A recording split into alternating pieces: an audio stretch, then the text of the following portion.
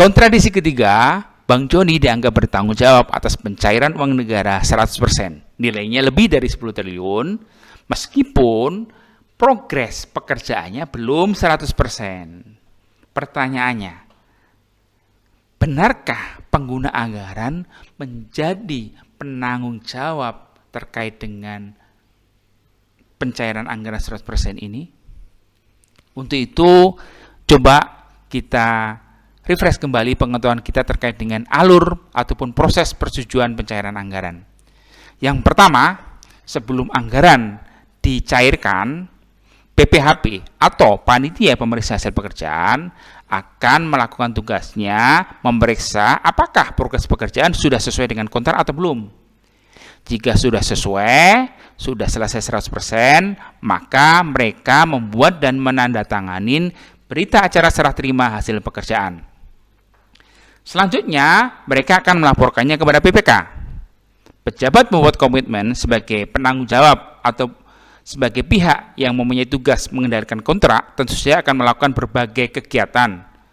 Misalnya, review, audit, pembahasan, dan berbagai kegiatan lainnya untuk memastikan bahwa laporan yang dibuat PPHB sudah sesuai. Setelah meyakini itu semua, PPK akan melaporkannya kepada KPA atau kepada pengguna anggaran, di mana pengguna anggaran akan memberikan persetujuan pencairan anggaran. Jadi, yang bisa memberikan persetujuan pencairan anggaran bisa PA, bisa KPA. Tergantung apakah PA memberikan kewenangannya tersebut kepada KPA. Inilah kontradiksi yang terjadi ketika seorang PA, seorang pengguna anggaran ditetapkan sebagai tersangka tanpa kejelasan status dari PPHP, tanpa kejelasan status dari PPK, tanpa kejelasan status dari KPA. Ini merupakan hal yang agak aneh lah ya. Kenapa demikian? Tidak mungkin seorang PA bisa memberikan persetujuan pencairan anggaran ketika dia tidak mendapatkan laporan dari bawahannya. Di samping kontradiksi ini, terjadi polemik yang sangat panjang terkait dengan bolehkah anggaran dicairkan 100% ketika proyek belum 100%? Rekan-rekan sekalian, kontradiksi yang ketiga tadi sudah saya sampaikan, bahwa mungkinkah seorang PA dapat memanipulasi pertanggungjawaban kemajuan pekerjaan tanpa keterlibatan struktur di bawahnya? Apakah PA bisa menyalahgunakan kewenangannya sendirian tanpa keterlibatan pihak lainnya? Kalaupun memang PA senikat itu, pasti ada faktor X di balik semua ini. Polemik, apakah proyek BTS ini yang progresnya belum selesai 100% boleh dicairkan dananya 100%? Perdebatan, adu argumentasi, adu kelihayan antara jaksa penuntut umum dan terdakwa dibantu penasihat hukum terkait dengan dasar hukum, terkait dengan boleh tidaknya dicairkan 100% akan menjadi perdebatan yang menarik untuk kita ikutin bersama-sama.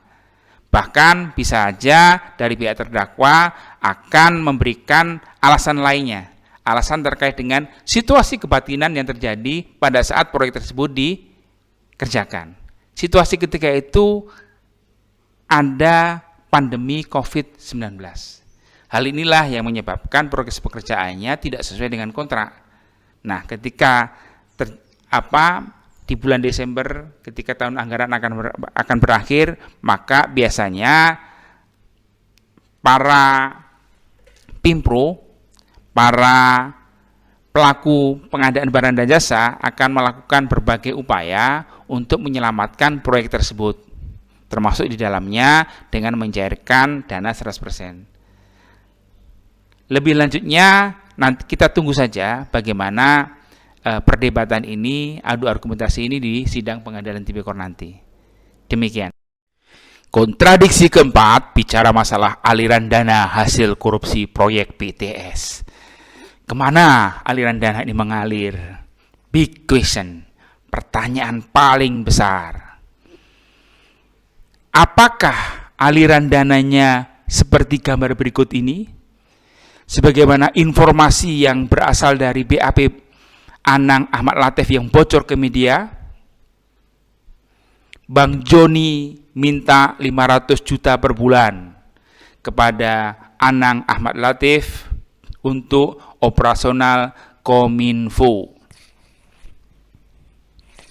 Apakah aliran dananya tersebut benar-benar bisa dibuktikan di pengadilan? Nanti kita saksikan. Atau bahkan dapat mengalir lebih jauh lagi ke berbagai tempat? Kita tunggu saja beritanya. Kita tunggu saja tanggal sidangnya. Tapi yang pasti Gregorius Alex Plate, adik kandung Bang Joni, sudah mengembalikan uang sebesar 534 juta ke penyidik, yang dimana aliran uang sebesar ini diduga terkait dengan proyek BTS ini.